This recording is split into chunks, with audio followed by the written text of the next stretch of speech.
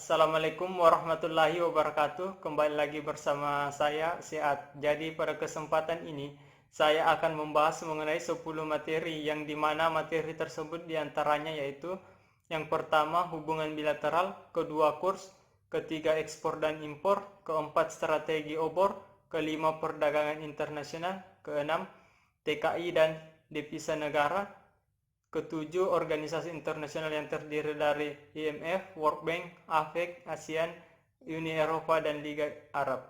Kedelapan, saham-saham internasional. Kesembilan, kebijakan luar negeri. Dan yang ke-10 yaitu OPEC. Baiklah, langsung saja kita masuk ke materi pertama yaitu hubungan bilateral. Hubungan bilateral yaitu bentuk hubungan kerjasama atau diplomatis antara satu negara dengan negara lain. Seperti kerjasama bilateral antara Indonesia dengan negara-negara Eropa seperti Belanda, Jerman, Prancis, dan seterusnya. Adapun beberapa bidang yang biasanya menjadi tujuan kerjasama bilateral antara lain yaitu bidang ekonomi, bidang politik, bidang militer, dan bidang teknologi dan transportasi. Selanjutnya, adapun tujuan dari hubungan bilateral itu sendiri yaitu yang pertama, untuk memasarkan produk suatu negara ke negara lain. Yang kedua, untuk mendapatkan bahan kebutuhan yang diperlukan apabila di negara sendiri tidak memproduksinya. Yang ketiga, untuk memperoleh investor untuk kemajuan perekonomian suatu negara. Yang keempat, untuk memperoleh ilmu teknik militer yang lebih maju. Dan yang kelima yaitu untuk menjalin persahabatan dengan negara lain atau mempererat hubungan dengan negara lain. Selanjutnya materi kedua yaitu mengenai kurs. Kurs merupakan suatu harga mata uang pada suatu negara yang diukur dalam mata uang negara lain, di mana nilai kurs ini sangat penting dalam mengambil keputusan untuk berbelanja atau juga membeli barang dari luar negeri. Disebabkan karena dengan kurs ini kita akan menerjemahkan harga-harga barang dari berbagai macam negara ke dalam mata uang negara kita.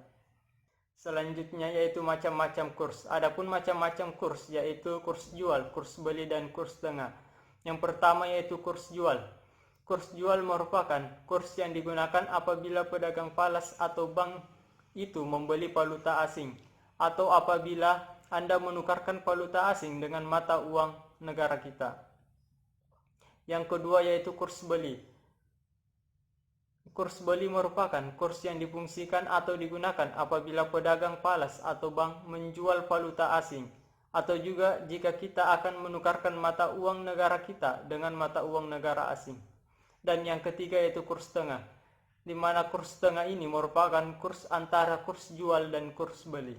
Selanjutnya, adapun beberapa faktor yang dapat mempengaruhi nilai kurs suatu negara yaitu yang pertama, kontrol dari pemerintah, yang kedua, tingkat inflasi, ketiga, aktivitas dari neraca pembayaran, yang keempat, perbedaan suku bunga di berbagai negara, yang kelima, ekspektasi, dan yang keenam yaitu tingkat pendapatan.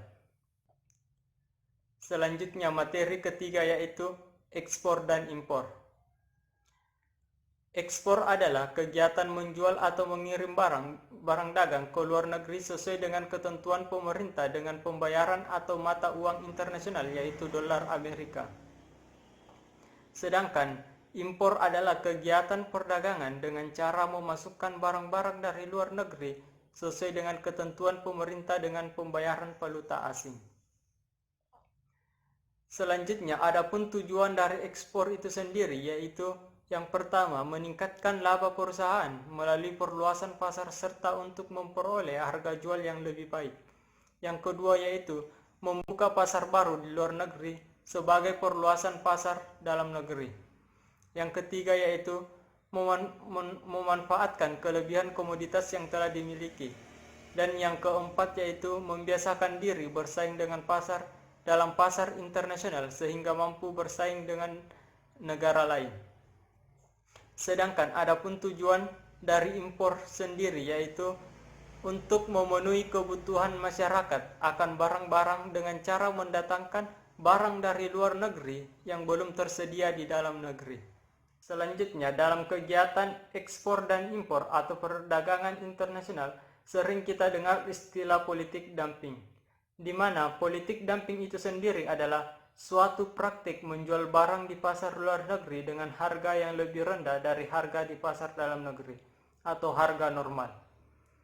Adapun tujuan dari politik dumping itu sendiri yaitu untuk meningkatkan daya saing barang yang bersangkutan di luar negeri serta untuk memperluas pasar.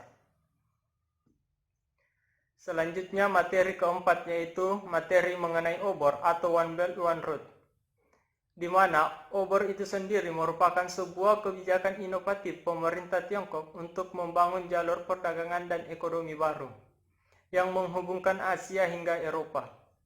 One Belt mengacu pada rute perdagangan yang melalui jalur sutra. Jalur tersebut mencakup daratan dari Tiongkok, Asia Tengah, Asia Timur, Asia Selatan, Timur Tengah hingga Eropa, yang juga akan didukung dengan jalur rel, jalan raya, dan jaringan pipa baru. Sedangkan One Road mengacu pada sebuah jalur sutra berbasis laut yang menghubungkan Tiongkok dengan Asia Tenggara, Asia Selatan, Afrika, Timur Tengah, dan Eropa. Kemudian, sejak dipopulerkan oleh Presiden Tiongkok Xi Jinping dan Perdana Menteri Tiongkok Li Keqiang pada tahun 2019, obor telah merangkul 65 negara melibatkan 4,4 miliar manusia dan bernilai sekitar 40% dari total PDB global dengan skema bilateral.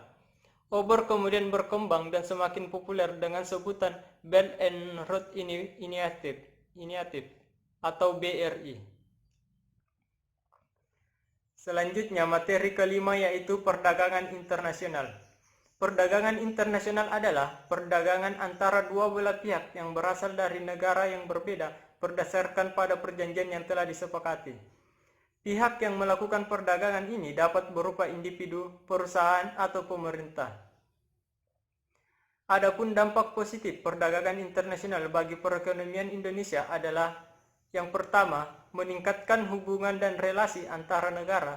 Kedua, meningkatkan kesempatan bekerja. Yang ketiga yaitu menambah penghasilan devisa negara. Yang keempat, produktivitas perdagangan negara semakin meningkat.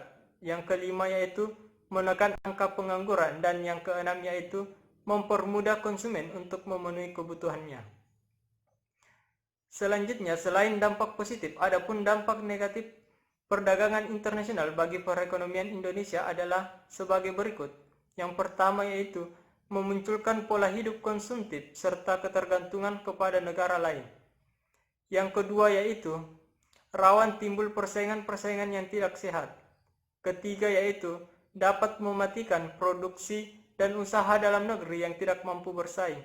Dan yang keempat yaitu dapat melemahkan rupiah apabila impor lebih besar daripada ekspor.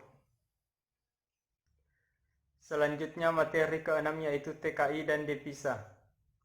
TKI atau Tenaga Kerja Indonesia adalah sebutan bagi warga negara Indonesia yang bekerja di luar negeri dalam hubungan kerja untuk jangka waktu tertentu dengan menerima upah. Namun, istilah TKI seringkali dikonotasikan dengan pekerja kasar. Karena TKI sejatinya memang adalah kumpulan tenaga kerja unskilled yang merupakan program pemerintah untuk menekan angka pengangguran. Selain ditujukan untuk mengurangi jumlah pengangguran dalam negeri, TKI juga dianggap sebagai salah satu sumber pendapatan devisa negara. Maka dari itu, sering disebut pahlawan devisa karena menambah mata uang asing di kas negara.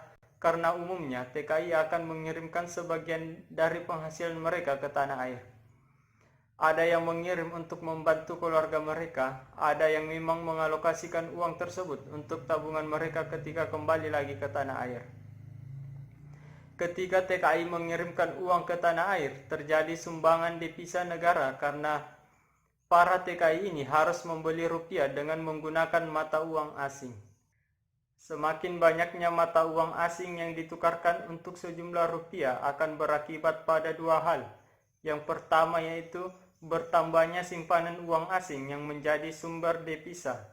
Yang kedua yaitu kebutuhan terhadap rupiah meningkat dan sesuai hukum supply and demand, maka nilai mata uang rupiah akan menguat dibanding mata uang asing. Selanjutnya materi ketujuh yaitu organisasi-organisasi internasional. Jadi di sini saya akan menjelaskan 6 organisasi internasional, yaitu diantaranya yang pertama yaitu IMF atau International Monetary Fund. IMF merupakan sebuah organisasi dunia yang bertugas untuk mengatur sistem keuangan internasional serta juga menyediakan pinjaman kepada negara-negara yang membutuhkan. IMF bertugas untuk membantu negara-negara anggota yang sedang mengalami kesulitan ekonomi dengan cara meminjamkan bantuan dana dengan suku bunga pinjaman yang ditetapkan, dengan syarat negara penerima bantuan pinjaman tersebut diminta mengikuti kebijakan IMF. Kemudian yang kedua yaitu Bank Dunia. Bank Dunia itu sendiri adalah sebuah lembaga keuangan yang memiliki peran dalam menyediakan pinjaman kepada negara berkembang sebagai program pemberian modal dalam rangka mewujudkan tujuan Bank Dunia, yakni mengurangi kemiskinan. Mengurangi kemiskinan tersebut merupakan tujuan resmi Bank Dunia. Oleh karenanya, Bank Dunia memang harus melaksanakan seluruh keputusannya berdasarkan komitmen yang telah dibuat, yakni promosi investasi luar negeri, perdagangan internasional, dan memfasilitasi investasi modal negara-negara berkembang. Kemudian yang ketiga yaitu APEC atau ASEAN Pacific Economic Corporation. APEC adalah sebuah organisasi kerjasama ekonomi regional yang ada pada kawasan Asia Pasifik. APEC terbentuk pertama kali pada tahun 1989 dan kemudian pada saat pertemuan tingkat menteri negara-negara dari Asia Pasifik yang diadakan di Canberra, Australia. Tujuan dibentuknya APEC supaya dapat meningkatkan kesejahteraan dan juga pertumbuhan ekonomi pada kawasan yang ada di Asia Pasifik, dan juga agar dapat meningkatkan kerjasama ekonomi dengan melalui peningkatan volume perdagangan dan juga investasi. Kemudian yang keempat yaitu ASEAN atau Association of Southeast Asian Nations. ASEAN adalah penghimpunan negara-negara yang berada di kawasan Asia Tenggara. Organisasi ASEAN yang pada awalnya hanya berjumlah 5 negara saja sekarang sudah tumbuh berkembang menjadi 10 negara. Antara lain yaitu Indonesia, Malaysia, Singapura, Thailand, Filipina, Brunei Darussalam, Vietnam, Myanmar, Laos, dan Kamboja. Adapun tujuan dari ASEAN itu sendiri yaitu yang pertama, mempercepat pertumbuhan ekonomi dengan kemajuan sosial serta suatu pengembangan kebudayaan di kawasan tersebut. Kedua, meningkatkan kerjasama yang aktif dan juga saling membantu dalam masalah-masalah yang menjadi kepentingan bersama bagi anggota ASEAN di bidang ekonomi, sosial, teknik, ilmu pengetahuan, dan juga administrasi. Ketiga, meningkatkan perdamaian serta juga stabilitas regional dengan jalan menghormati keadilan serta tertib hukum di dalam hubungan antara negara-negara pada kawasan ini. Selanjutnya yang kelima yaitu Uni Eropa. Uni Eropa adalah perserikatan dari 27 negara di Eropa. Uni Eropa menjadi salah satu organisasi internasional terbesar di dunia. Adapun tujuan dari Uni Eropa adalah meningkatkan kemajuan ekonomi dan sosial, terutama dengan penciptaan pasar bebas, pemerataan ekonomi dan sosial, serta melakukan pendirian integrasi ekonomi dan moneter termasuk mata uang tunggal yaitu euro. Selanjutnya yang keenam yaitu Liga Arab, di mana Liga Arab adalah sebuah organisasi yang terdiri dari negara-negara Arab. Organisasi ini didirikan pada 22 Maret 1945 oleh 7 negara. Adapun fungsi dan tujuan Liga Arab yaitu menjaga hubungan baik di antara negara-negara Arab dan mengkoordinasikan kegiatan-kegiatan politik negara anggota. melindungi kemerdekaan dan kedaulatan negara, dan menyelaraskan kepentingan-kepentingan Arab. Selanjutnya yaitu materi ke-8, yaitu saham-saham internasional.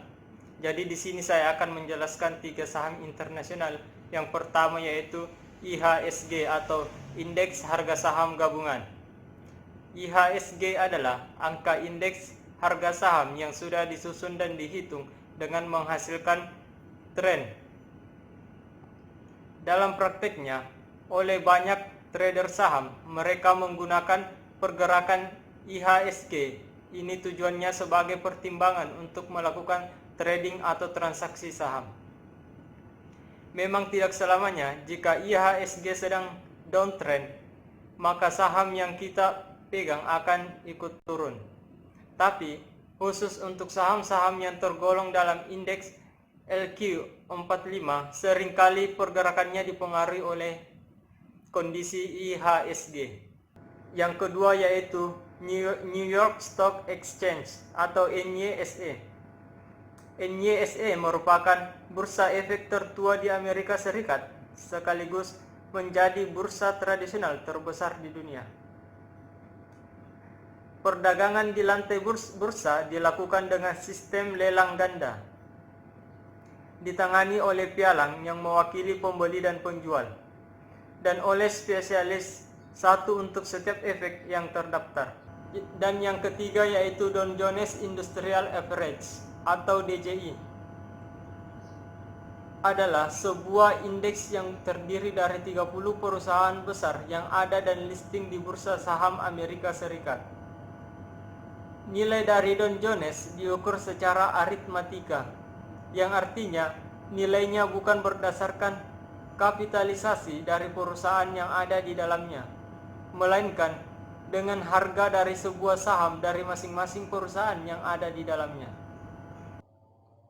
Selanjutnya materi ke-9 yaitu kebijakan luar negeri, di mana menurut Joshua Goldstein, kebijakan luar negeri adalah strategi-strategi yang diambil oleh pemerintah dalam menentukan aksi mereka di dunia internasional. Sedangkan menurut KJ Holsti, kebijakan luar negeri adalah tindakan atau pemikiran yang dirancang untuk memecahkan masalah atau membuat perubahan dalam suatu lingkungan. Kemudian, adapun fungsi utama dari kebijakan luar negeri itu diantara lain, yang pertama, melindungi keamanan nasional. Yang kedua, menjaga dan meningkatkan kekuatan ekonomi nasional dan kesejahteraan. Yang ketiga, membina pembangunan daerah strategis penting dan negara melalui pembangunan bilateral dan multilateral.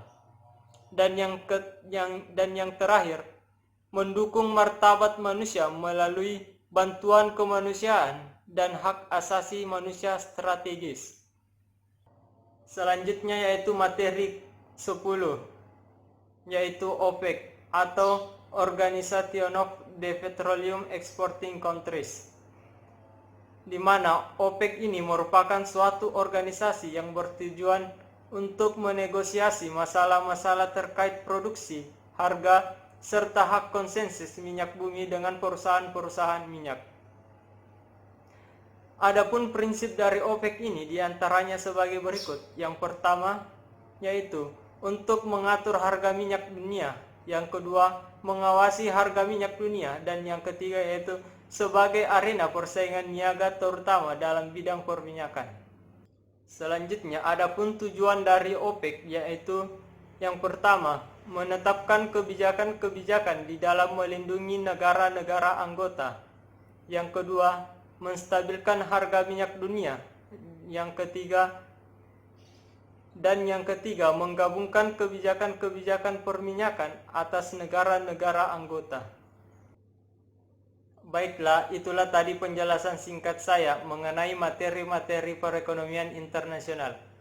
Saya ucapkan mohon maaf karena materi yang saya sampaikan masih memiliki banyak kekurangan. Sekian dari saya. Wassalamualaikum warahmatullahi wabarakatuh.